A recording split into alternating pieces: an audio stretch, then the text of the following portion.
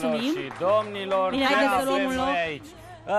Domnul Jean, doamna Gina, măi Delia, haideți să luăm un loc. Felicitări, domnul aplauze, Răzvan. mulțumim tare mult, sărut mâna. Domnul Răzvan. Vai de viața mea.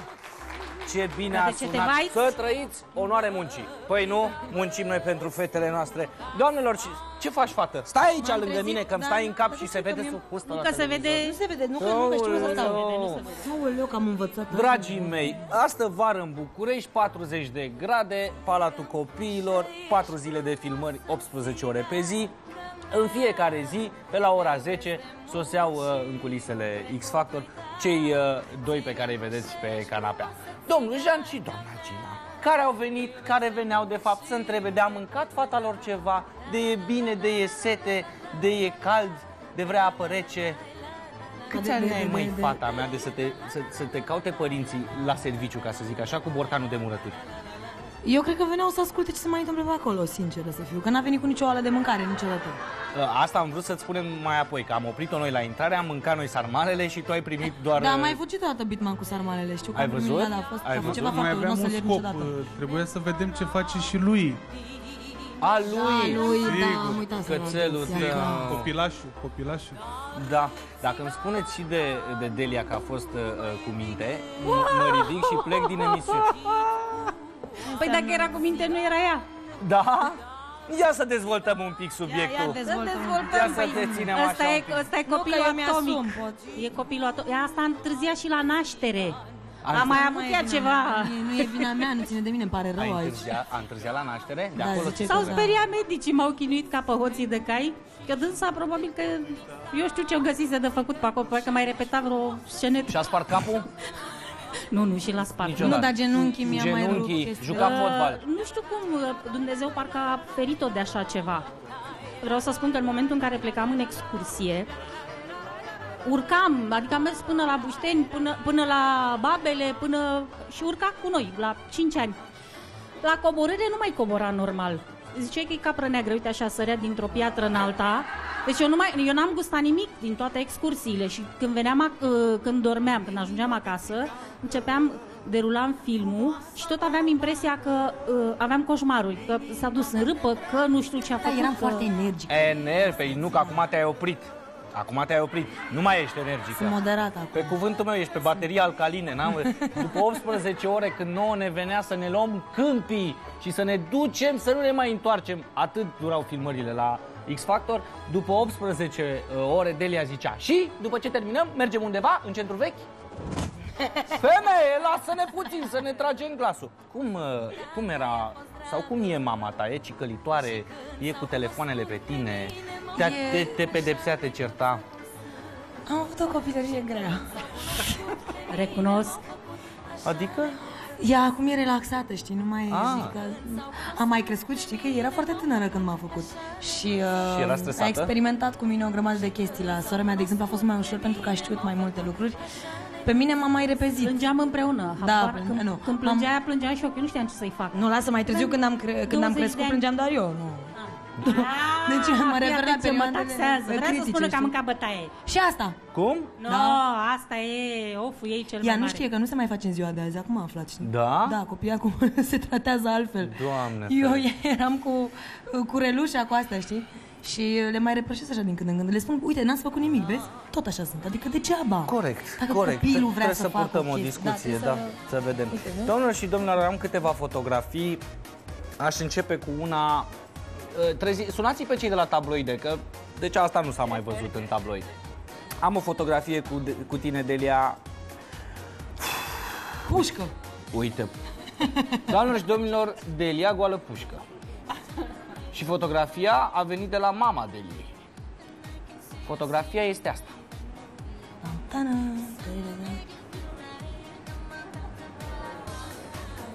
Eram crăcănată, destul de crăcănată. Dar care-i Delia? Delia e asta, costum de baie. M-am speriat. De la botez sunt, nu? De la botez, da. Păi nu, că Ei sunt nașii. de la ce ar putea să fie? Nașii de botez. Nașii de botez. Și de la botez, nu e De așa? la nuntă, frumos, Iată și trecem fotografia la... de da. la nuntă.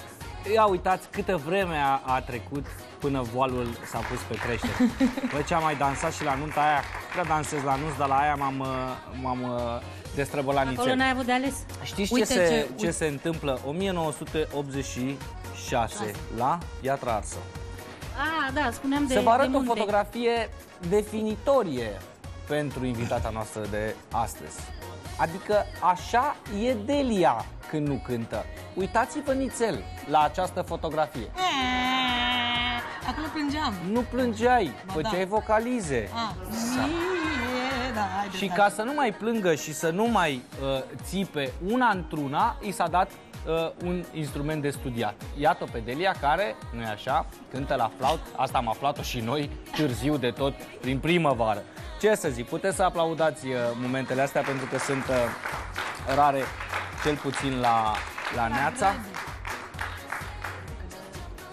Singurul moment când a fost obosită Delia, da? Și, nu-i așa, călare pe munți, cum îi stă bine și cum știm că face chiar și acum gata măritată. Uite, Grădi, 1986. 1986 la grădiniță. Cine o recunoaște pe Delia are de la mine respectul etern, pentru că nu... Cum adică? Asta ești tu? Da. E foarte simplu, că restul sunt bruneți. Exact. Păi de-aia te-au pus așa, că nu te recunoștea nimeni. Vreau să vorbesc ceva cu tine și să-ți propun un târg, dacă ești de acord. Mie? Da. Îmi dai ceva? Sau mie? Vedeți? Exact așa, m-au tocat 6 luni. Îmi dai? Trebuie să ne dați cadouri, că e ziua femeii. Ești mai ceva decât mine. Numai eu zic îmi dai. Fii atent. Avem niște prieteni. Se cheamă bijuteriile Miluna. Avem pentru tine o brățară cu perle. Perlele sunt pentru regine, pentru prințese, de la Cleopatra la Elisabeta a II. Toate au fost încântate de perle. Dar nu vreau să păstrez brățara. Și vreau să-i o faci cadou mamei tale.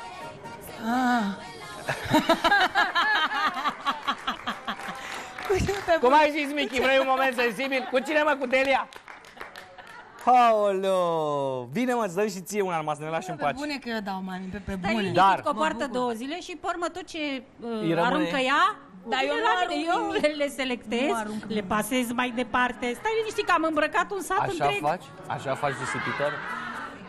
Vreau să i-o dai în direct mamei tale brățara, da? Și nu acum, și să-i o pui pe mână, dar brățara de la bijuteria Miluna o primești doar dacă îți iei aerul al tău serios, ca atunci când dai nuurile la X Factor. Și am o Și atitudine spui mamei tale, îi faci o declarație de iubire, de dragoste, ca de la fiică la mamă. După atâția ani în care te-a suportat cu stilul ăsta al tău și cu toacele astea de 12, Stai că știam ceva foarte drăguț. Stai puțin. dă că ține eu microfonul dacă te-ai fustăcit. Păi vreau să-i cânt. Am ți tu, fie. De ziua ta, mămico, în dar ți-am adus inima și crede-mă, mămico, un dar mai frumos nu se putea. Te iubesc foarte mult, ia uite ce-ți dau, vezi? Și mami vă iubește pe amândouă. Am să intervin eu până doamna Gina se pregătește de cântat. Vreau să dau eu din casă. Noi când făceam, data trecută când ai venit la emisiune pe întâi, noi doi discutam ceva, vreau să facem niște poze. Și la un moment dat a sunat mama și eu n-am știut că la vârsta asta mai poți să faci treaba asta, adică dacă mai e legal. Ce ai zis? Vino la mine cu o oală? O oală de ciorbă, cred. Cu o oală de ciorbă? Da, pe mine afară. Păi e normal? Păi cum să nu fie normal? Păi nu-mi iese bine mie ciorba. Iată. Nu-mi iese cum îi iese ei, pune niște chestii Păi dar acolo cum și să vină în vizită cu oala? Cu oala vine. Eu numai cu ala mă duc în vizită. Doamnă, dar Nu sunteți există celebră, altă vizită doamnă! la mine. Terminați, sunteți celebră, nu mai umblăm cu oala prin blocuri. Oalele Și cu ce le transportați? cu mașină. Doamne ferește, mă, și Doamne ajută! Că eu Să n-am mai avut... varsă jumate prin mașină, dar nu-i nimic. E mănâncă și el ce rămâne. Cu Ce oala, rămâne mă? de la ea mănâncă lui. Păi de asta meritați brățara, doamnă, pentru ultima oală măcar. Oară, pentru Cum ultima... ultima oară? Pentru ultima oală din program. Doamne, hai, fii și tu om serios, te rog un pic. Gata, eu sunt foarte serioasă și am vorbit foarte serios când am zis că te iubesc. Bine, Bineînțeles că știu nu asta. forțăm lucrurile. Ca să vezi că știi asta. Cântăm, tragem aer în piept și devenim serioși. Vă rog eu, că e o emisiune serioasă asta, de cultură, artă, de sentiment. Poftiți!